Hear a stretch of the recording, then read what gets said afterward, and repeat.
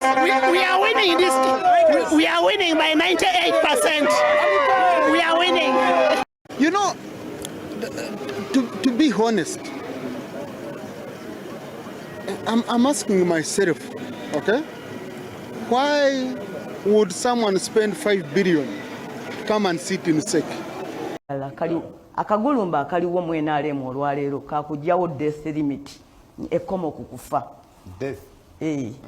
Omanyi kyokyo kyokka kati kisobola okulemesa mwami Museveni okufuga.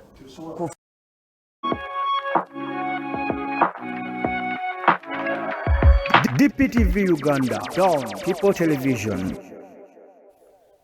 Ekiri ekololo, emboka enyoka, ekiri ekololo, sente etambula, ate ng'etambulira mu mpitirivu. Ekiri ekololo, kulya. Wali NRM, okulya ne sente, effujjo, batambula bombi. Twogera bino, nga speaker, deputy speaker, yeewuunya nti omuntu okwata otya billioni 5 n'oziteeka just okubeera member wa SEC. Ffenna tukimanyi nti Anita Among y'omu ku bantu abagambibwa okubeera nga basaasaanyiza ssente empya n'enkadde okugulirira ba delegate. Olunaku olwaleero okulonda gye kuli, Mwami Museveni yatuuse dda, wabula njagala kutegeeza gwatugoberera nti waliwo n'aba opposition abamaze dda okubeera nga batuuka mu kulonda ba delegate ate aba NRM. Aba opposition baakedde era batudde na mu butebe bwa maaso mu nteekateeka y'ekibiina ekya NRM. Beebaani tugenda kubeera nga nabo tuboogerako.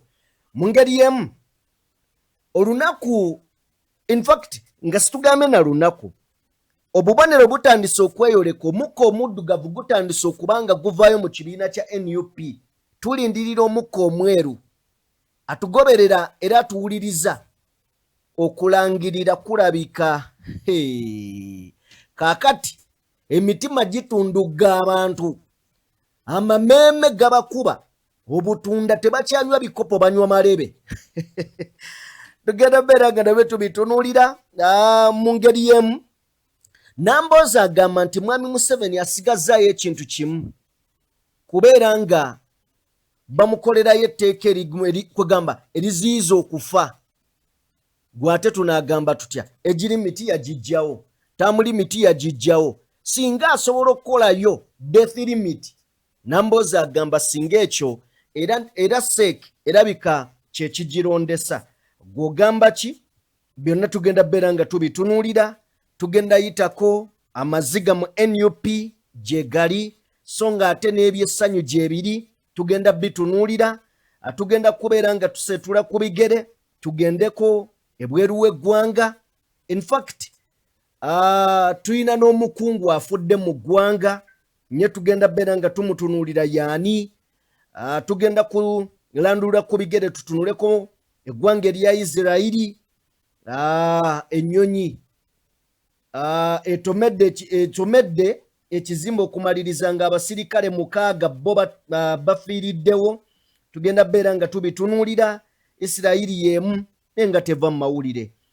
Ekubye bbomu ku Basiriya ku Edikota, nabyo byonna tugenda beera nga tubitunuulira. Eggwanga erya Venezuela nabyo ebiriyo tugenda beera nga tubitunuulira.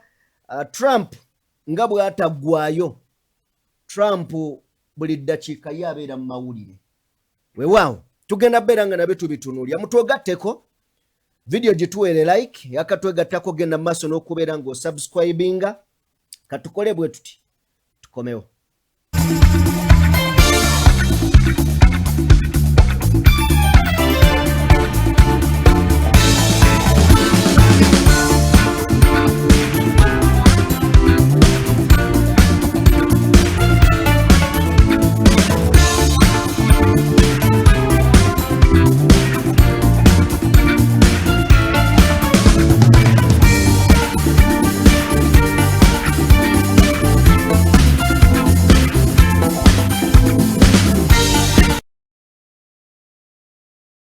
okubeera ng'otwegasseeko ettuntu ly'olunaku olwaleero. Webale nnyo, webalire ddala. Vidiyo gituwere like. Eyakatwegattako genda mu maaso n'okubeera ng'osubscribinga. Ndi ne Robert Senior. Olunaku olwaleero akomyewo atwegasseeko. Abadde yafiirwa jjajjaawe nga yagenda kuziika. Jjajja yaziikiddwa. Yekka gwe mubadde musigazzaawo. Yekka ku myaka 12. Emyaka 12. In fact nze mba muyita maama kuba jjajja wa kitange. Emyaka 12. 12. 102. Mwe abali eyo. Ani agenda oweza gye? Jjajjaawo abadde ali abiri. Kizibu kya kumanya. Baba badde bamufulumyako n'ebweru. Ne bamukalirirako. N'addayo munda. Katonda wange. So jjajja Mukama amuwummuze mirembe. Amusonyiwe ebyamusobako. Amina. Nammwe abagumye. Kaseera ke muyitamu. Kale, ye Robert Butere buuza ku bantu. Ku DPTV Uganda mwebale nnyo mwebalire ddala banywanyi nagye musinzira ogenda mu maaso n'okutugoberera. Abasinzira munda mu ggwanga lino mwebale nnyo kw'otadde ne banywanyi abasinzira emitala w'amayanja. Nze Robert Senior bwe tugenda okutambula nga tukugaziyiza ensonga nga bwe zitambula munda mu bisenge by'amakolero ag'ebyobufuzi ne munda mu bisenge by'amakolero ag'entalo. Kati ku mulundi guno ekisinga okwewuunyisa nti ensonga za NRM tezikoma kubeera za byabufuzi zokka. Wabula era tukuleetedde tugenda gazwa tuyingireko ne munda mu bisenge eby'amakolero ag'entalo mu kibiina kimu NRM nga bwe babirabye. Okay, tutandikiddewo. Bwali bwe butinga ennaku z'omwezi 27 oba nkugambe ntya. Olwaleero ennaku z'omwezi ziri 27 mwezi gwa 8 omwaka 2025 bwe bwali bwe ruti ng'ennaku z'omwezi ezimu omwezi gwe gumu omwaka gwe gwawukana gwali gwa 2011. Robert Kyagulanyi Ssentamu Mitembo yagenda mu maaso n'okubeera nga afumbiriganwa mu butongole mu mateeka ne mukyala we Barbara Itungo era Kyagulanyi. Nga bw'olengera embaga yali ku lubaga Lutikko gye yali olunaku olwo bawezezza emyaka 14 bweddu mu bufumbo obutukuvu. Oyo ye Jose Chameleone, ono mukyala we Daniela. Bano bagenda mu maaso n'okubeera nga baserebratinga ebiri ewa Jose Chameleone Maziga, Miranga na Biwoobe. Daniela asaba divorce. Chameleone mulabye olwaleero avuddeyo naga bannange ebintu mbikolera baana. Abisaba obisaba naye nabalekera ennyumba y'Omwamerika. Bino by'abaana era mbikolera baana. So Bobi Wine ng'atukuza obufumbo bwe anniversary myaka 14 ate nga si gye bamaze. Waliyo girindooza gyali 10 nga tebannaba kubeera nga batongozebwa. Leero bawezezza emyaka 14 mu bufumbo obutukuvu nga bamaze okugattibwa bagenze okitegeera. So katulabeko katono ku byaliwo then tujje.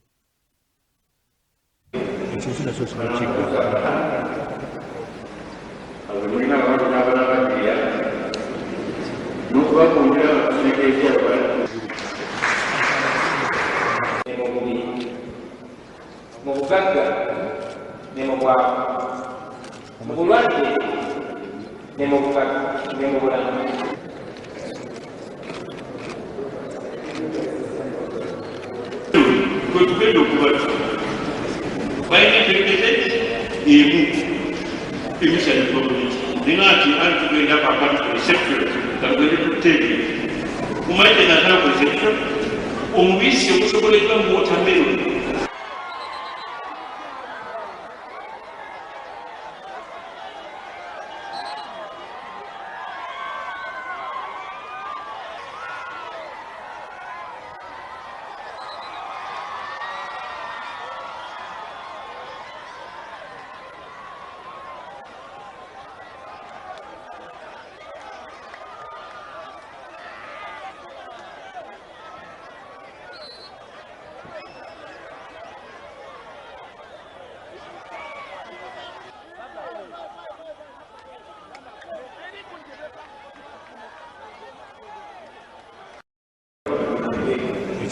Jagala onzikirize mukwano gwange nkutegeeze nti waliwo ekigambo kye bagamba nti lead by example. Lead by examples. Bobi Wine leadinze by example. Nkunyonyoddeko ku Jose Chameleone. Ebiri ewuwe, of course ebyobufumbo si byangu. But bw'okwata Bobi Wine leero nga bali ku anniversary yaabwe emyaka 14 n'otunuulira ekyaliwo ku mukolo ogwo, abantu abaali ku mukolo, oli ayinza okugaana. Nye tukkirize mu Uganda bw'oba okwata mikolo ojja kompeyalinga mukolo gwa Ssaabasajja Kabaka na gwa Bobi Wine. Ekyo kituufu 100 ku 100 kubanga bw'otunuulira abakungu abaali ku mukolo guno nga tuviiridde ddala ku nteekateeka ezatambula mu Lutikko e Lubaga nti ebiseera ebyo mu 2011 okufuna omukisa okugattibwa Ssaabasumba w'essaza ekkulu ery'e Kampala nga gwe Bobi Wine ebeera achievement in fact esukka ne ku achievement ebeera record gy'oba oseetinzeewo kubanga gino gye gimu ku mikolo emitono omuntu ow'amaanyi mu ddiini okugatta abantu naddala ebiseera ebyo nga Mwami Kyagulanyi w'ebiseera ebyo. Kino kiraga nze kyenjiga ku mukolo guno kati bwe tugoberera qualities essatu ezaateekebwawo omukulembeze omutuufu bwe yandibadde ono yaziwuute. Ekisookera ddala mufumbo mu butukuvu nno ebitali bya katemba, musajja muyivu ate ng'asukka n'emyaka ssemateeka gyeragira. Kati kino kyokka kye kiri kituuza ku kiri nti tambulira mu bulamu obw'okubeera ekyokulabirako. So ye Bobi Wine nga bw'ogenda mu maaso n'okubeera nga wekkaanya, Bobi Wine atuwadde ebyokulabirako. Nkimanyi ne ba haters abatamwagala mwegomba byali gano mazima. Era bwe kiri omuntu akusukkako n'omuleka n'omuggyako ennugu n'omuggyako lo n'omwagala. Bobi Wine omuyimbi buli omu amwegomba. Bobi Wine ng'omuzadde nga omusajja alina omukyala, teri mukyala ateegomba bbawe kubanga Bobi Wine etaliyo. Kye kimu nga tewali musajja ateegomba mukyala we kubanga Babi. Oba okitegedde? Kitegeeza kino mukitusiigidde ne mukituteerawo bulungi. Muyinza okubeera n'okusowagana mu ngeri emu oba endala, naye engeri gye muzzeemu mu bantu nkulu nnyo na biki ebibavuddemu emyaka gye tubawulidde. So Bobi Wine n'avaayo ne tujja mu Bobi Wine w'ebyobufuzi n'asigala nga famire ekyali kisumuluzo. Kubanga ewaka eyo gye tuva abakyala bakola kyamaanyi nnyo mu jjane zaffe okubeera nga naffe tutambula bulungi. So mwebale kubeera nga mutambudde bulungi, mwebale kusetinga byakulabirako. Bobi Wine ajjudde characters ez'enjawulo. Era weewuunya n'engeri gy'akwata ebintu bino n'abigatta n'abibeera ate n'abyambala. Tulina Bobi Wine omuyimbi, tulina Bobi Wine omukubi w'ebikonde, tulina Bobi Wine omuzannyi wa firimu, tulina Bobi Wine munnabyabufuzi, tulina Bobi Wine ali multi-talented. Kuba kati ekintu kyalina oba nkugambe nti kirabo kuva Mukama Katonda nti ebitangaaza byalina mu maaso ge ebinookorasi ebyo bisukka ku bineeno bye tulowooza olw'ensonga nti kati w'omulaba essaawa zino bw'ojjukira Bobi Wine omuyimbi ebintu byakola kati yabiyimbako bifo nga tannaba na kubijja. Okitegedde? Kati kino kyongera kwoleka bwolesi nti oba nkugambe nti he is a visionary leader. Tukyogere bwe tutyo. Kiyinza, in fact si kiyinza bwe kiri kubanga ye byalengerera ewala ffenna tubirabako kati nti ebiriwo kati yabiraba dda. Kale byebyo tetugenda beera nga tusukkawo ku His Excellency Bobi Wine. Ajjudde bingi tusobola omwogerako olunaku lulamba n'olulala ne tulukwata naye katumukomye awo. Ge mawulire ag'essanyu naye ate waliwo ag'ennaku. Amawulire ag'ennaku waliwo munnayuganda muwagizi wa kibiina kya NUP amanyiddwa nga Mark, maama we yavudde mu bulamu bw'ensi eno. Mawulire si malungi era obubaka buno buteereddwayo omukulembeze Robert Kyagulanyi Ssentamu n'ategeeza nti mawulire si malungi yadde n'akatono eri okuviibwako maama wa mukwano gwaffe. Njagala kubeera nga agamba nti sending my deepest condolence to Comrade Mark Serunkuuma aka Kojja. Agamba nti kitalo nnyo ekyamaama, kitalo ddala. We shall bid farewell to her tomorrow in new bayitawo batya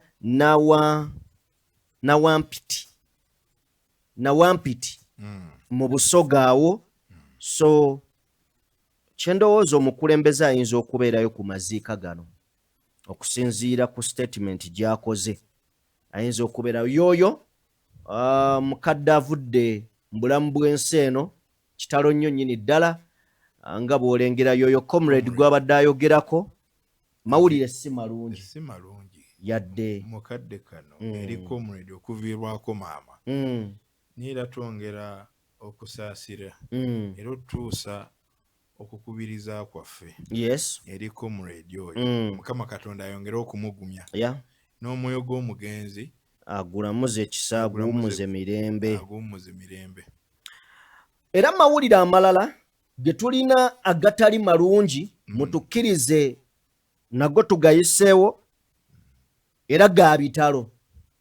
Ssentebe w'eggombolola ya Nyanzi mu Kasanda abadde amanyiddwa nga Joseph Mary Nsubuga afiiridde mu kabenje akatuuseewo ku lunaku olw'eggulo. Ono abadde avuga pikipiki era n'akyukira mu kkubo gye bayita U-turn.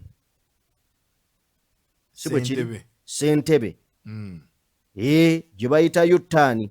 Emmotoka ekika kya Toyota Nuwa namba UA 010 AR n'emutomera n'afiirawo. Mu kabenje kano abasomesa Rose Nabukalu wa myaka 25 ne Florence Namigadde wa myaka 27 balumiziddwa era ne baddusibwa mu ddwaliro nga biwala ttaka. So Ssentebe ojjukira omwami eyali ambasada wa Uganda Egypt mu mambuka naye omwami ono yafiira mu accident ate nga naye yali avuga piki. Kati ono afudde abadde Ssentebe w'eggombolola ye Nyanzi mu Kasanda. Piki era naye yemusse. Piki era bw'oba olengera ebifaananyi biriwo bisatu. Eno ye mmotoka then piki weeryawo wansi. So mawulire nago si malungi. Mawulire si malungi naye kino kikuleetera okufuna endowooza endala. Kwa kati baneeno abakulu abagenzi kati okuli ono yafudde n'oli eyali ambasada wa Uganda e Misiri. Kyongera okulaga nti ebidduka bye babeerako olw'emyaka nti gibeera gitambuliridde babeera kale obulamu babuteeka nnyo ku risk okubiteeka ku kkubo kubanga kati gano amakubo gabeera bize bo kye basuubira si bwe kibeera. N'ekirala ekyokubiri kati bw'otunuulira ekyokulabirako oli yasooka okufiira mu kabenje eggulu yali ambasada waffe nti ojja kwetegereza nti obulamu bwe obusinga yali yamanyiira kubutambuza mu mmotoka naddala mu kaseera ng'akyali mu ofiisi. Kati bw'aggyibwamu ekidduka kino ekya piki kibeera tekiri nnyo familiya ku bintu by'abadde akozesa. Kati ebiseera ebisinga ye abantu nga baneeno beerabira enkwata gye balina okukwatamu ebidduka ebimu okubissa ku makubo. Neera twongera omusango tuguze eri gavumenti omukungu ow'enjawulo akoledde lwaki naye tomusiima n'omwaka mmotoka. Eggulo nalengedde omwogezi w'ekibiina Mwami Rogers Mulindwa bamuwadde emmotoka oba wagirabyeko etemyanga muntu bweti. Ate munnaye mwogezi wa kibiina. So kale byebyo ebiva side bizeeyo mawulire si malungi era saagala nkulimbe ne getuddamu nti malungi naddala eri ekifaananyi ky'eggwanga akabonero k'eggwanga eri abatulaba nga basinziira mu nsi ez'enjawulo beewuunya ffe engeri gye tukolamu bino ebintu. NRM bali mu kulonda abantu abagenda okutuula ku bukiiko obw'enjawulo naddala aka SEC, Central Executive Committee. Mulimu okulonda naye twalabye emivuyo yeye emmotoka gye bawadde Rogers yeeyo etemyanga muntu just kasiimo kyokka abalala bannaabwe babawa bugaali na pikipiki.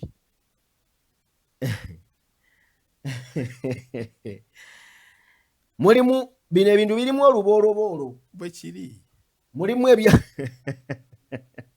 kitegeeza oba olina kubeera musaale nnyo nakukola bisanyusa bakulu okategedde. Kale katwolekere ekiri ekkololo njagala mutuwe ekifaananyi in fact mutubuulire mmwe bino mubiraba mutya bitwalawo eggwanga. Ojja genda mu comment section abantu baakubiddwa jjo mu kalulu ka NRM mu kulonda kuno okubwa. Producer ojja tuwa katambi tulabe ebiri bino biri mu NRM kuno okulonda kuli mu NRM. Yes, ekyandibadde ekifaananyi ekisookerwako ku kali akawamu.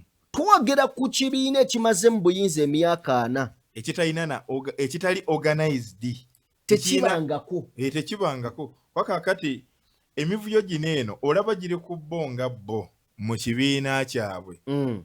Waliwo kino in fact kino ekyabaddewo waliwo ekiwandiiko ekifulumiziddwa emabega kaawo ekyoleka nti ssentebe w'ekibiina amaze okutowa order akalulu ku mutenda gw'abavubuka mu kibiina kaggyibwewo era obuyinza n'abukwasa ssaabawandiisi w'ekibiina asooke addemu akumekume era akkakanye embeera esookedde mu nteeko osanga anaakiwa endowooza ey'okubiri n'areversinga decision gy'abadde ayisizza ey'okukajjawo. Kakati ekyo kiraba in fact ngenda kyogerako tuwe ku ddoboozi ly'ako akatambi. Abaana banyingi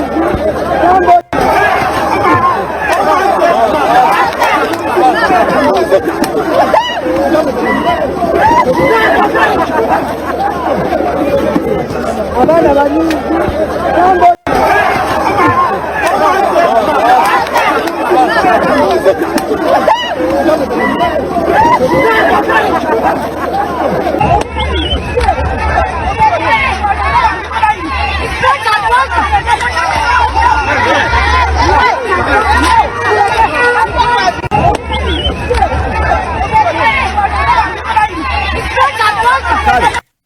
byebyo biri mu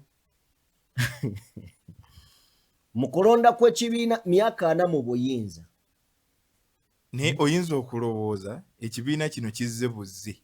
Bwe nali wane emabega nina ensonga gye nnannyonnyola abamu bayinza okuba tebantegeera. Amawanga agakuze ag'abantu abategeera tebakyali ku mutendera tebakyali kussa eri kuba akalulu ko mu mugongo. Leero bino biryose ne bibeerawo nyongere okukkatiza n'okunnyikiza ensonga yange. Njagala nga tetunnabagenda wala producer simanyi kye tugenda kukola naye mbadde njagala otuyambe eno tugiviireko ddala tuwe Dr. Tango Odoi then tusigire ddala ekifaananyi eky'abantu abagamba nti akalulu kano kalungi. Tuwe Dr. Tango Odoi ng'abala owulire Tango Odoi byabala olabe violence ali mu kalulu kano nkubuulire n'abantu abagudde nga leero ekyabasudde nkwata y'ebintu ey'ekisiru sina ya kiboggwe tufunye ku Tango Odoi. 7, 8, 9, 10, 15, 1, 2, 3, 4, 5, 6, 7, 8, 9, 10. Come on, it was 10. It was 10. 80. 1, 2, 3, 4, 5, 6, 7, 8, 9, 10. Even 90. No. 1, 2, 3, 4, 5, 6, 7, 8, 9, 10. 100. 1, 2, 3, 4, 5, 6, 7, 8, 9, 10. 110. 111, 112, 113, 114, 115, 116, 117, 118, 119, 120. 1, 2, 3, 4, 5, 6, 7, 8, 9, 10, 130. 1, 2, 3, 4, 5, 6, 7, 8, 9, 10, 140. 1, 2, 3, 4, 5, 6, 7, 8, 9, 10, 150. 1, 2, 3, 4, 5, 6, 7, 8, 9, 10, 160. 170, 180, 190. 190, 191, 192, 193, 194, 195, 196, 197, 198, 199, 200. 1. Kale, Dr. Tango Odoyi mumuwulidde. Dr. Tango Odoyi abala mukubala agamba nti 50 nava ku 50 nakola 80 nava ku 80 nakola 170 nava ku 170 nakola 190 kalulu ka mugongo. Kati ekisinga okwewuunyisa kalulu kano abakulu ejjo bavuddeyo n'ekirowoozo bw'ekiteeso nga bategeeza nti ekifo eky'omumyuka wa ssentebe w'ekibiina omukyala ekirimu embiranye ez'ababiri Anita Amongo ne Rebecca Kadaga nti ko kaleme kuba ka mugongo kabeere ka secret ballot. Ne kati weebuuze batuuka batyawo wana abalala ne babasimbisa omugongo kigendererwa kikko okafuula nti kakapapula. Kankubulire Robert. Register yabaddemu abantu abayina okulonda. Essebo. Abantu 360. Babaze nga DR form ziri 400. Okuva ku 360. Abayina okulonda 360. DR form ne zibala 400.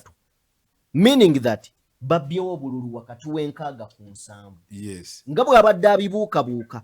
Kakati nze ware yange eri wano nti Uganda mu kyasa kino eky'2025 okitegeera tukyali ku level amawanga gakola gatya ebintu bino twabyogera buli kalulu ka NRM violence yeefuzeemu okufa ne kufuuka abaana baliwo okitegeera bino tubivaako tutya amawanga gatuula NRM eyina emisingi nga bwe tugamba bw'eba eyina emisingi eyite bammemba waliwo bammemba ekitta ebibiina byaffe kwe kulowooza nti omuwagizi abeera memba. Yes. Omuwagizi tabeera memba. Memba babeera abantu abatono abo ab'enkizo era abeebuuzibwako oluusi ebintu nga batuula ne bagamba abaayo okusinziira ku kino ekifo naddala balonda seeke. Yes. Bwebeera seeke ku baana abali wano ani amanyi ennono z'ekibiina kyaffe ani amanyi ebiruubirwa n'ebigendererwa eby'ekibiina. Kyova leero tulina olutalo lwa Rebecca Kadaga nga yakugamba Anita Amongo wa myaka 3 mu kibiina ate nga mutuufu. Kituufu. Nze mbaddemu obulamu bwange bwonna. Ntambudde nakyo ebbanga lyonna. Naye kati okulaba nga leero tuli mu bintu eby'ekijega tusimba mu mugongo. Kuno kuswala eri gavumenti ya Mwami Museveni wano si we tulina okubeera. Kitegeeza ekyakoleddwa Tango Odoyi teyabadde ensobi mu kubala kabadde kagenderere okubuukabuuka. Kati nkubulira olaba nga bw'okyogedde golooza abadde olowooza nga Tango Odoyi yabala ayinza okusuula mutabani we. Era nakyo kizibu. Mutabani we yayiseewo okitegedde Tango Doi nga yabala goloza ayinza okusuula Anita Amongo kuba already twategedde nti feva ya mwami Museveni eri kwa Amongo goloza ayinza okusuula Amongo era nakyo kiba kizibu okitegeera kitegeeza ono bagezaako okumuggyirawo ddala mu bifo ebikulu ebyekibiina kubanga okusinziira ku kuwanyisa ebigambo okwaliwo wakati wa Kadaga ne Museveni era nakyo kyayongera okujja ekifaananyi kuwa oba oli awo Museveni side gyagwako okitegedde nti n'atuuka n'okumugamba nti si ggwe ovunaanyizibwa ku busoga sirika n'okusirika ebeera statement ezitowa nnyo so byebyo bwe guba nga guno omulembe gino emyaka nga tukyasobola ogamba tutuule tudde tusimba omugongo nalaba ejje muwezi bamukubye mutabani wa Tango Doi yawangudde bulungi nnyo n'ebintu nga bw'obitunuulira naye tuddewo tuggyeyo ensonga eno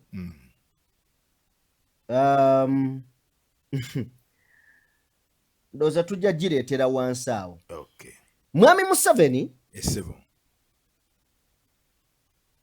Museveni agamba nti ye bino byonna ng'obiraba omuggo guvuga sente zitambula mu kalulunga bwe zitambula mwami Museveni agamba singa bannayuganda balonda ne bamugamba fe akalulu tukawadde gundi mwami Museveni aga sirina buzibu nakyo nzikiriza defeat nzira buzi lwa kitula n'ennunda nte zange bw'oba omulaba alina akabonero akagamba mbu asobola okuva mu okuva ku ntebe in fact ekintu kino statement gy'okoze okumanyanga omukulu ono yeekyusiza mu kiti ngambazi akalulu ke tuvaamu 2021 ojjukira yasooka n'asirika ne wayitawo akaseera avo n'ategeeza nti aba Nuupu group ya Kyagulanyi nja kugimalawo yabbya akalulu kange almost akakadde kalamba ninga mu mazima ffenna tukimanyi kati omuntu ng'oyo bw'omuteerako akatambi ng'ayogera ebigambo ng'ebyo ajja kwegaana nti ebyo si yabyogera anani kibeera bwe kiti Robert omubbi omulaba bw'asanga bakuba mubbi munne n'alaba nga bakumya ekipiira bagenda kumwokya omubbi oyo asobola okujja n'akuba munne bubi nnyo nga tayagala amwogere twakoowa ababbi era ffe tetwagala babbi naye ng'amazima amatuufu gali nti agezaako mukuba atwalirize obudde poliisi ejje musange emutaasa omutta okitegedde nkitegedde kati bw'oba ogamba mwami Museveni essebo ategedde ategeere nkolera abantu bwe kiri mbeera omukutu bwe gugamba nti ki Down People Television tukolere abantu omukutu gugamba ki Down People Television kitegeeza omuntu atwala ebitundu 99 gwe tuli mu kuweereza essaawa zino oba omulyaziza amaanya olowooza omuzindalo guno ogufulumya bino essebo gwo gunaagenda mu basement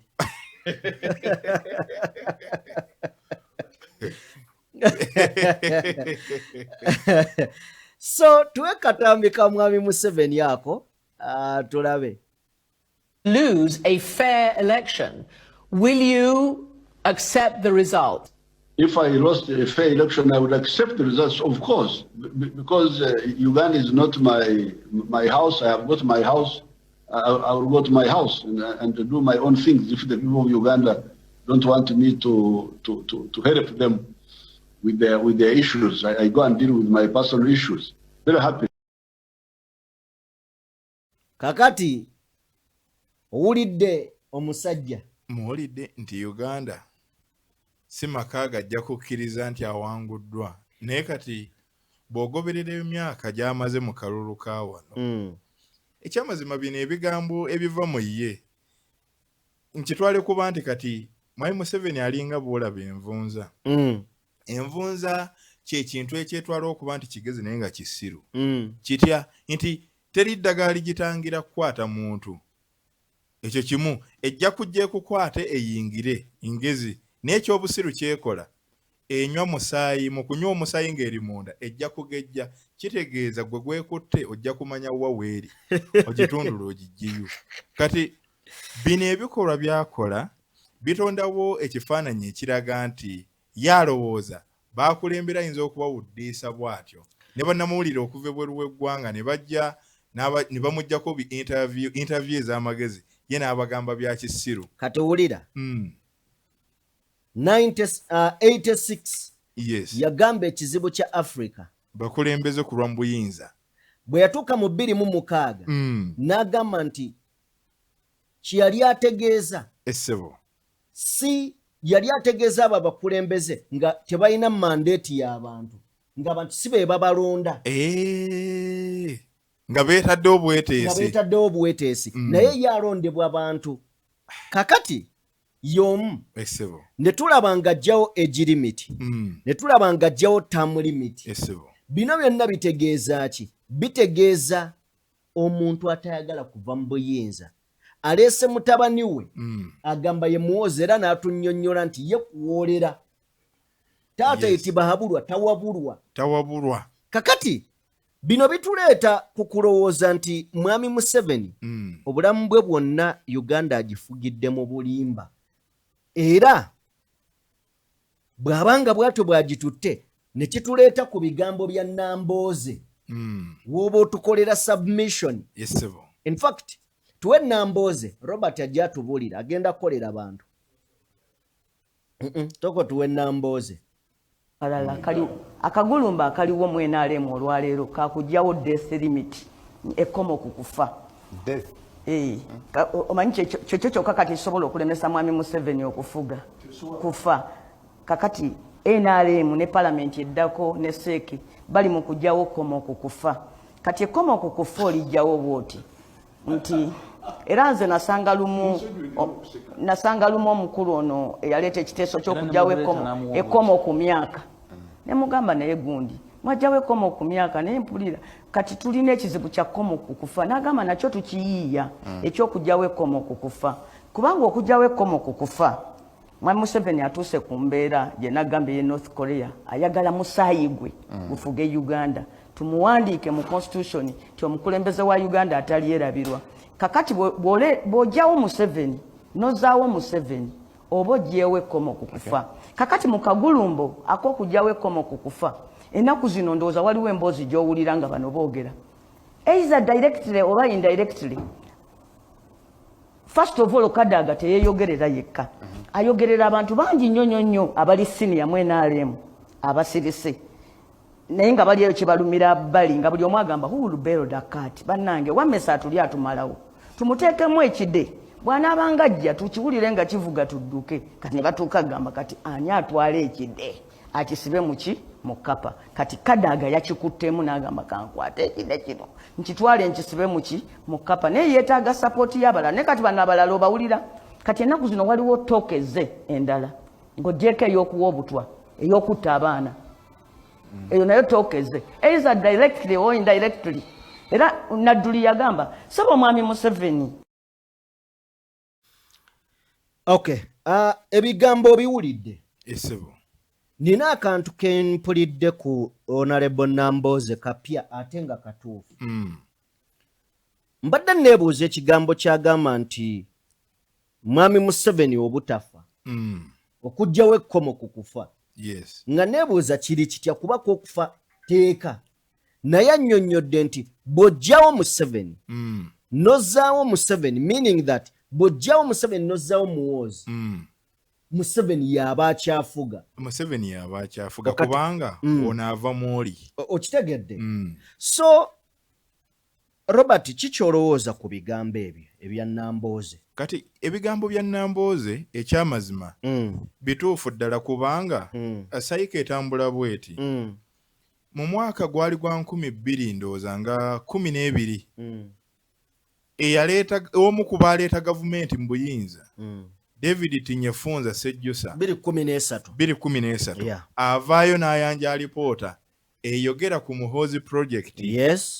Ensi gye yali temanyi era n'ategeeza nti eva 21 kati ekyaka nnyo nga tuvudde mu kulonda kwa 2021 kati ebintu bino woobiraba tubadde tuli awo nga teziri busa ne Muhoozi n'atwala omutabani mu magye oba okiraba ogwo gwe bayita omukululo kati kyongera Nambooze kyagezaako okutegeeza bano abasajja before obudde nga tebunnayita oba nga tebunnagenda wala alinga akirekedde ggwe munnayuganda okulwanyisa kino kubanga bo already baakisalawo dda kyaggwa kubanga kati bw'otunuulira ebintu bye bakola kino sivoola naye nga bwe biri nze kulwange ndaba nga kyekituufu kubanga mu Central wano oba mu Buganda mwe basinziira okukulembera eggwanga bakitwala okuba nti obwakabaka obuliwo bwe bumu ku businga amaanyi ku bwakabaka obwetoolodde eggwanga lyonna kati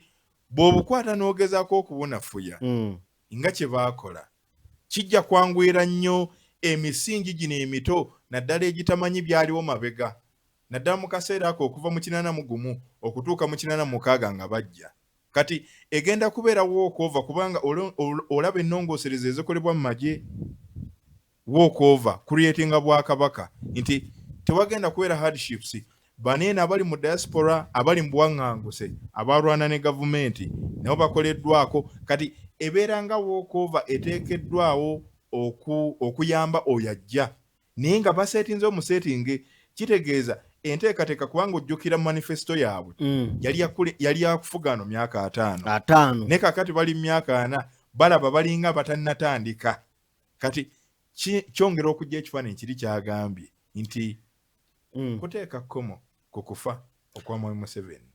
Okay, ensonga bwetyo bwegenda tutambula ne Sheikh Ashraf omusomi era omulombi wa dduwa munoonyeeko gwayina ebizibu ebyenjawulo ku nnamba y'essimu esembe 710 akuba omufunira ekizibu ky'oyina ng'akisobola ajja kugamba ekyo kumenya mu jjenje kkalu so nga ate kyatasobola ajja kugamba awo sigendawo era situukawo kye mumanyiiko weewaawo saagala kubeera nga nsukkawo awo ku kalango katweyongereyo bwe tuba nga tuvuddeko awo NRM erina omusajja gwegamba nti omusajja oyo naye tebamwogera essebo bakoma ku musajja oyo bamubuuza omusajja yogera ani omusajja oyo abange yogera ani omusajja oyo oba w'amaanyi tuwa omusajja oyo 5 abalonzi wetwogerera babadde ku myezi 3 omusajja awambye ekibiina tumumanyi musajja simumanyi ab'ekibiina bamulondolole twawandika petitioni owa pulezidenti tuwaabira omu ku beesimbyewo tuli 5 wano mulondo w'omukaga yaani tumutya mu kulondereza pulezidenti yagambye alondereza ajja kugwa ku musajja ani ffe tugamba omusajja awambye ekibiina investigation zigenda kuvaayo pulezidenti agenda kubagamba ye nanyini kibiina bakiwambye obitegedde ebintu ebyo omusajja oyo obusajja awambye ekibiina yaani temumumanyi tuli 6 wano tuliwo 5 mwe temumumanyi bamubuuza ani omugeri n'agamba waye mmutya omusajja agambye mmutya eyo yerevo kwe tuli naye nga seeke eya NRM teriiko mbuseeke mulimu bubeera bwa nakyewa mu kibiina ne kakitegeeza NRM terinayo bya nakyewa buli wootunula wabeerawo kulya ekyo kyennyini kye mbadde njagala okwogera nti n'okutuuka okulaba nti ekintu kino eno eky'obwannakyewa kisukka ku kubeera nti eno abali eno ebweru abawagizi b'ekibiina n'abo bannakibiina abatatuula mu bukiiko buno ekintu kye babasiigira nti just bwannakyewa no batandise okuzibuka kubanga kaakati waliwo statement ze tugenda olaba mu maaso awo nti waliwo ebifo bye bali mu kuvujjirira n'omudidi gw'ensimbi okubifuna ekitasoboka singa ebadde enkola ya bwannakyewa kati tukitwale kuba nti obufuzi obwa waggulu obw'ekibiina bwakyusibwa dda naye nga bannakibiina tebakimanyi owange awo nze naawe kale mutukkirize tuveewo bwe tuba nga tuvuddewo ng'enteekateeka bwe zigenda mu maaso mu kaseera kano n'okubeera nga zitambula mwami Museveni yatuuse dda e Kololo era mbadde muwulira ng'ayogerako eri abantu e Kololo n'agamba nti in fact atabukidde ne Museveni ebyokutabuka ebyo bya bwereere ndowooza abadde ali ku nsonga eri eyabaddewo emabega kaabwe baakubaganidde e Kololo atabukidde bannakibiina ekya NRM abali mu kufiirawo olw'akalulu abali mu kufiirawo olw'akalulu mwami Museveni mbu atabukidde bannakibiina abali mu kufiirawo olw'akalulu ka Seeke kakati ayogera bino nti abatabukidde naye nga waliwo Anita Amongo nzikiriza era tukkirize emboozi eno oba tugenda gikola tutya simanyi naye kale naye gireete mu nkola tugenda gikola tutya ey'ekikungu producer nze mbadde emboozi eno lwaki tejja mu yookubiri bwe ndowooza kuba egaziira ddala nene atuwuliriza era atugoberera kozi yandyagadde okumanya bwe tuba tuyingidde emboozi eno tuba tuyingidde emboozi y'aba opposition abazze ku mukolo gwa NRM okitegedde abeeyita ab'opposition kyokka ate tulinayo statement ya Anita Amongo gye yabadde agamba mwami Museveni nti nze nkoze ennyo mumanyi ab'opposition bendeese mu NRM kitegeeza nnene mutukkirize twolekere Bulaaya tugenda kubeera nga tukomawo naye eyo era girindirire nnene ngazi era nga nzito twolekedde ku Bulaaya ebiriyo nabyo si birungi drone y'eggwanga erya Isirayiri egenze n'etomera ekizimbe ky'abasajja Abasiriya oba abasajja Abasiriya abasirikale 6 okumaliriza nga bafiiriddewo omukugu sebo kiki ekituusizza ennyonyi eno okutomera ekizimbe kibadde kigenderere oba kuno kubadde kulaga Syria nti mmwe temulina kwogera kino kituzzaako emabega katono nnyo Desemba wa 2024 oluvannyuma lwe yali omukulembeze wa Syria Bashar al-Assad okuggyibwa mu bukulembeze ekibiina kino ekiri mu buyinza Hayat Tahrir el-Sham Hayat Tahrir el-Sham kyekiri mu buyinza bw'eggwanga erya Syria era nga kikulemberwa Ahmed el-Shara kino kyagenda mu maaso n'okuvujjirirwa gavumenti ya Isirayiri kw'otadde n'Amerika y'ensonga lwaki okujja Bashar al-Assad mu buyinza kyayanguwa kakitegeeza eggwanga lya Isirayiri essaawa zino lirina amaanyi mangi nnyo ku Syria kyoyinza okukitwala nti kati Isirayiri yefuga Syria olw'ensonga nti bwe bamala okuggyako Assad baakwata ekkubo ne bajja mu kitundu kiri ekyagala okwefaanaanyiza ekya North Korea ne South Korea ekibyawula demilitarized zone ekiri okulinaana ensalosalo ewali ensozi ezimanyiddwa nga Golan Heights ne bakyeddiza kyonna ate nga kitundu kyali kyansi 2 endagaano yateekebwa mu 1974 ne bagimenya Abaisirayiri ne bongera okugaziwa munda kati ekyakoleddwa olunaku olwaleero kyaddiridde ennumba ezaakolebwa ku lunaku lwabadde lwa Mande mu maserengeta g'ekibuga ekikulu Damascus munda mu Syria kino nno Isirayiri kye yakoze okulumba ebimu ku bitebe by'amagye aga Syria mu Damascus gavumenti ya Syria yavuddeyo nevumirira ekikola Isirayiri kye yakoze kati mu kujyanukula nti temuyina kwogera ku kintu kyonna kye tukola munda mu ggwanga eryo katulumbe okukkakkana ekyolunaku olwaleero abajaasi 6 abali active ab'eggwanga lya Syria baafiiridde mu bulumbaganyi buno era kino kyatuuseewo okulina n'ekibuga ekimanyiddwa nga El Kiswa wali munda mu ggwanga lya Syria kino Isirayiri okwegazaanya entakera nga bwe nkutegeezezza oluvannyuma lw'okujja Assad kubanga teyali musajja mwangu yali musajja muzibu nnyo olw'ensonga nti ye yali akolagana nnyo n'amawanga nga Lebanoni, zino zi Iraq, Iran. Kati kino ekyakoleddwa kyongera okujja ekifaananyi ku ntandikwa y'omwezi guno. Ssaabaminisita Isirairi Benjamin Netanyahu yava n'ategeeza ekirooto kye kwe kulaba nga agaziya Isirairi lifuuke eggwanga ery'amaanyi litya. Ayagala kutwala ebitundu bya Syria ebimu, ebitundu bya Jordani, Egypt, Gaza ne Lebanon, ensi 5 azaagalako ebitundu. Jjukira bw'ogeraageranya sayizi ya Isirairi gitwale nga bw'olaba Rwanda mu East Africa, ggwanga ttono nnyo ku mawanga gano. Kati ekirooto kye kwe kulaba nga aligaziya lituuke oba oliawo amawanga gano. Kati bw'otunuulira eggwanga erya Syria baalimaze, kye baagala kye bakola. Lebanoni walaba endagaano ezaakolebwa. Bagamba gavumenti ya Lebanoni erina okukkirizisa aba Hezbollah okuteeka wansi ebyokulwanyisa.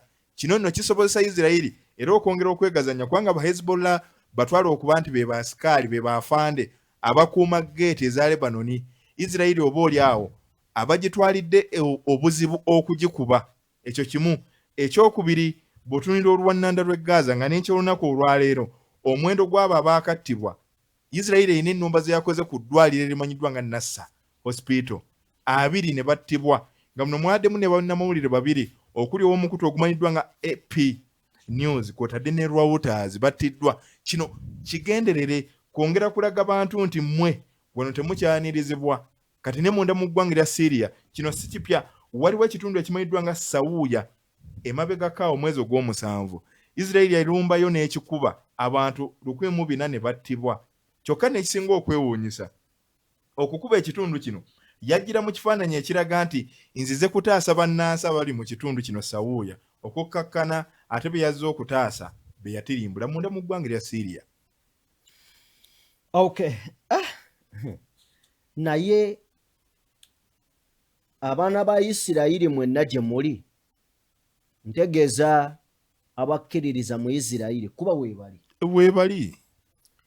Bino we mubiwulira kiki ekibajjira mu mitwe? Nsi yammwe empanguzi, mpakuzi ya ntalo, ddala lino ggwanga ttukuvu. Teriyinza kuba ttukuvu kubanga olaba ekyewunsa nga tulivaako. Eggwanga lya Isirairi lino oliraba lirina nuclear warheads 9. Mu kitundu kino ekya Middle East ly'eggwanga lyokka eryakkirizibwa okubeera ne nuclear warheads lwa nsonga nti lyo ligamba tuzirina tutya era twekengera Iran okutulumba. Kati Iran yagezaako okukola nuclear bagirumba ne bagikuba, tebagikkiriza genda maaso nateekateeka. Kati yo Iran teyeekengera Isirairi gikuba. Kyekyo ekibuzo ekisingira ddala okuba ekikulu. Nze ndaba obutali bwenkanya wano. So bwe tuba nga tuvuddewo Isirairi again ekubye headquarters za Sierra Leone. Right?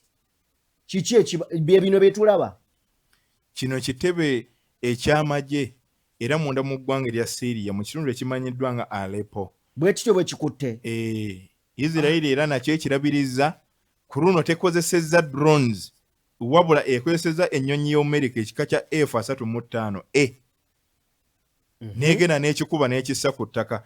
Eba ewadde ensonga okusinziira ku kiwandiiko ekifulumiziddwa Israel Defense Forces ekitebe ky'amagye aga Isirairi ekikulu ekisanga mu kibuga Tel Aviv kivuddeyo ne kitegeeza ekitebe kino eky'amagye ga Syria kibadde kibudamya abantu abakolagana n'abasajja amanyiddwa nga Bahamasi n'aba Hezbollah nti era ekitebe kino yebadde nga link wakati w'aba Hamasi n'aba Hezbollah ye ennyonyi ekika kya F-35 enkola ya musajja Amerika. Zino ze zimu ku nnyonyi eggwanga erimanyiddwa nga erya Budaaki okusinza ku minisita gwe nakutegeeza olw'omukaaga eyavaayo n'aresigninga n'awummula nga gavumenti ya Budaaki egaanye okulekera awo okwa Isirairi ennyonyi zino zeekwese Gaza, zeekwese Lebanoni, Bahuthi mu Yemeni ne munda mu ggwanga erya Syria bakikubye. Neera nga bino byonna bya bufuzi. Isirairi ekyagala kutuukiriza kitundu kiri kyava neeyogera nti yo yekirimanya Middle East naye oluvannyuma lw'okukoona ku musajja Omuyiraani bweti yaddamu emabega neemanya nti waliyo abakubi. Kale Venezuela biki ebigenda mu maaso e Venezuela? Ndabye deployment ey'aba Marines. Yes. Kati eri kuki okusinziira ku getufuna okuva mu kibuga Caracas munda mu ggwanga lya Venezuela gwoleka omukulembeze akulembera munda mu ggwanga eryo Nicolas Maduro avuddeyo n'ategeeza Trump nti tuli ready, tuli beeteefuteefu okweŋŋanga. Maduro si ye Saabayaga. Yoyo Saabayaga.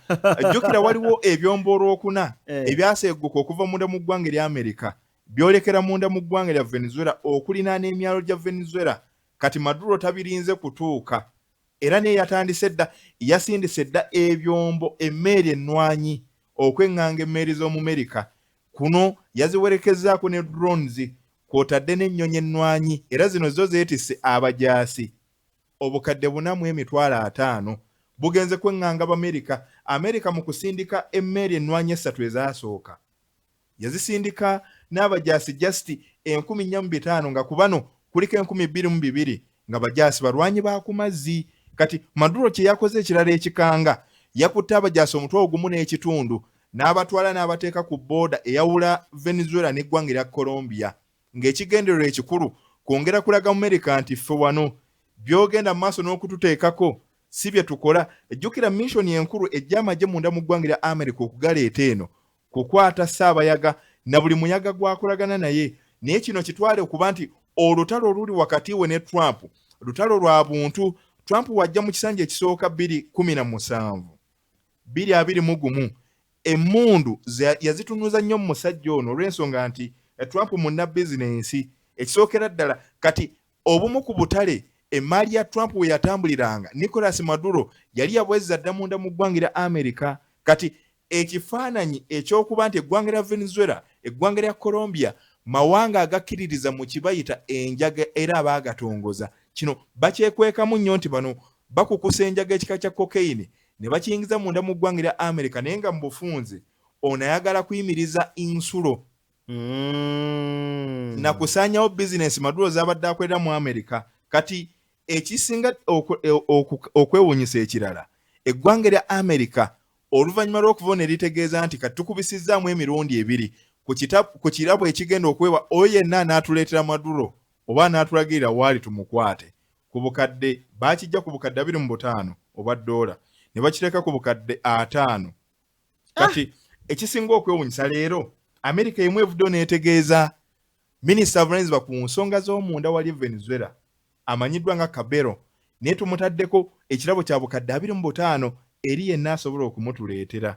Kati tugenda kulengera bato wakati wa Maduro ne Trump wabula nga ku mulundi guno buli omu agenda kwesa asset ez'eggwanga mu ngeri ey'amagye kw'otadde n'ensimbi kubanga kati bw'olaba ono bisanja 3 nga yakulembera Venezuela ng'ekisanja ekisembyeyo ekyaliwo mu Julayi wa 2024 alipoota zooleka nti Maduro akalulu yakabba. Kati Amerika era kyekifaananyi era nakyo mwejjidde obuli bw'enguzi munda mu ggwanga lya Venezuela n'okutyoboola eddembe ly'obuntu munda mu ggwanga eryo.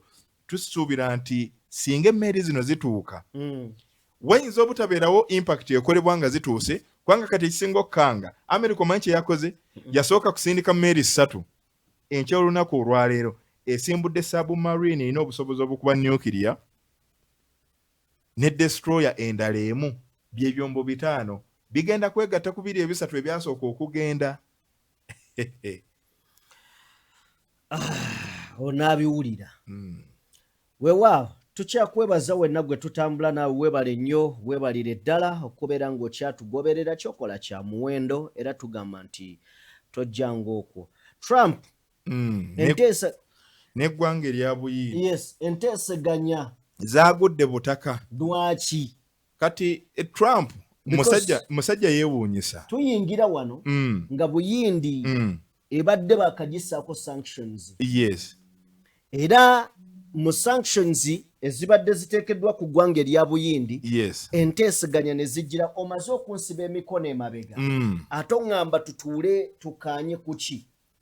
Kati Trump ono emabegako yavayo n'ategeeza nti ku ntandikwa y'omwezi ogw'omunaana guno gwe tulimu ngenda kukubisaamu ebitundu 2 ku tariffs omusolo oguteekebwa ku byamaguzi ebiva e Buyindi okujja wano mu Amerika.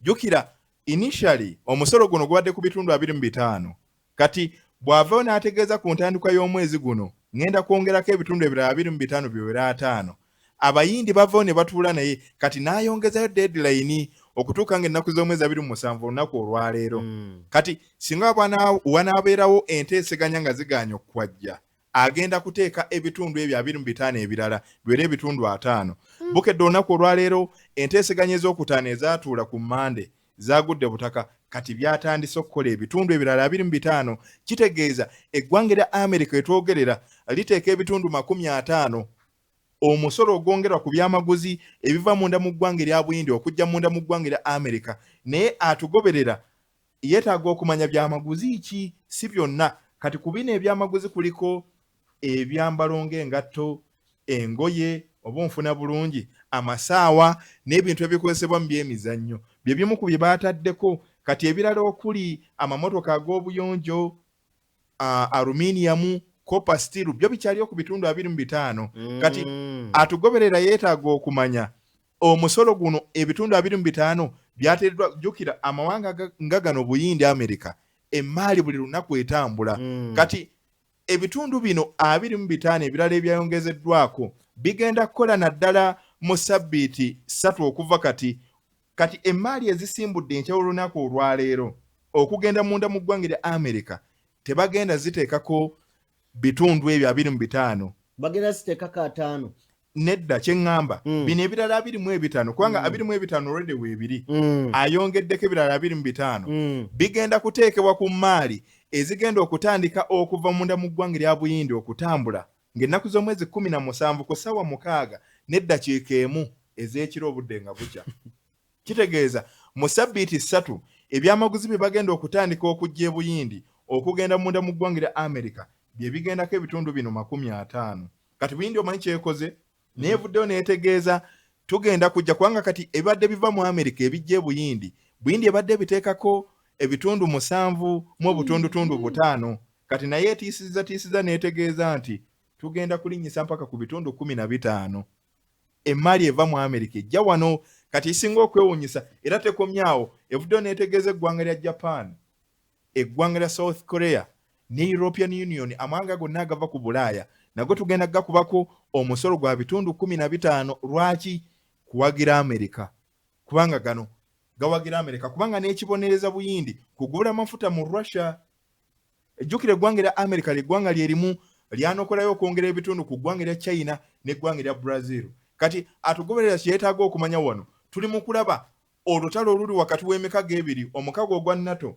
n'omukago ogwa BRICS Brazil, Russia, India, China, South Africa ne Uganda nga twegasseeko Uganda twegasse ku BRIC kati omukago guno Amerika yeegamba nti BRIC eno oba BRICS baagala kusuula ssente ya Amerika anti kati era baagala suula enkonome baavao ne bawa proposal bagenda kuzimba banka ey'omukago guno beekutule ku banka y'ensi yonna era nabo batondewo currency eyaabwe babeere nga tebakyasuubulizisa dola nga bakwesa eri eyaabwe kubanga omukago nga gwongera okusimba emirandira n'emisingi gisobole okuguma kubanga kati bw'ogigeraageranya emikago gino ebiri BRICS eba wansiko ku NATO kubanga yeekolebwa amawanga gali kati 15 NATO gali amawanga 32 ate nga g'amaanyi amazima nkubuulire ne bwe bazimba BRICS ate sobola sanga NATO kigenda kubeera kizibu nnyo okusanga NATO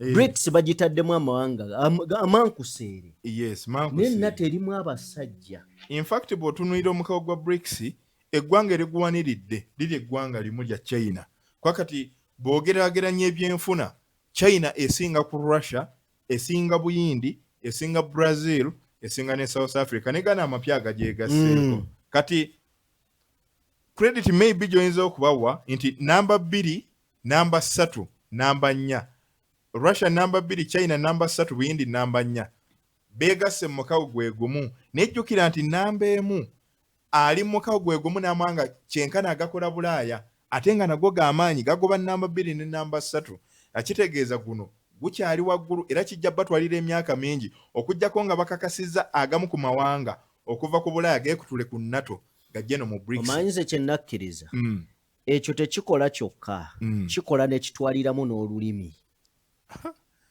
ate ensonga z'olulimi zonze bukanga basajja oyagala penetrating katale wetaaga olulimi olulimi America eyinza obutaba y'amaanyi naye yasembeza abantu ab'ensonga n'ebeekwata be baali bakama baayo okitegedde nti gali matwale ga Bungereza n'okutuuka kati akusinga kkubya gw'okutte okitegedde so yembeera eriwo mu kiseera kino BRICS nga tennabona kufuna lulimi luli uniform ekwesa lwabano balwana omuchina ayagala olulwe luyitewo omurasha tabirimu n'ebyolulimi kubanga kaakati era ayagala konkaringa bw'otunuulira amawanga gano agakola BRICS summit ezigenda mu maaso n'okubaawo kikulaga nti bakwesa olulimi lumu Olungereza olwabali ate olwabali bo nga bo tebannaba kutonda olulimi lwabwe kati ekyo kikyali kizibu kale byebyo ebigenda maaso mu nsi oba okwetoloola ensi yonna of course wane wake Uganda n'emitala w'amayanja twagala kubeebaza nti mwebale nnyo mwebalire ddala abatambudde naffe kyemukola kya muwendo video mugituwere like so tewerabira kubeera ng'osubscribinga family eyongere okubeera ng'ekulegejje yenze Sajjime ndi ne Robert Senior abuterevu nnyo nga abasunsulira ensonga tubadde ne omukulu yakyusizza amannya ye Morgan Kulenzi ye Morgan Kulenzi 256 the Ruwero's finest Kalidalu content creator tekijja kola so abe ku mapeesa kabonero konso bira biri mu kaaga kijja kolera so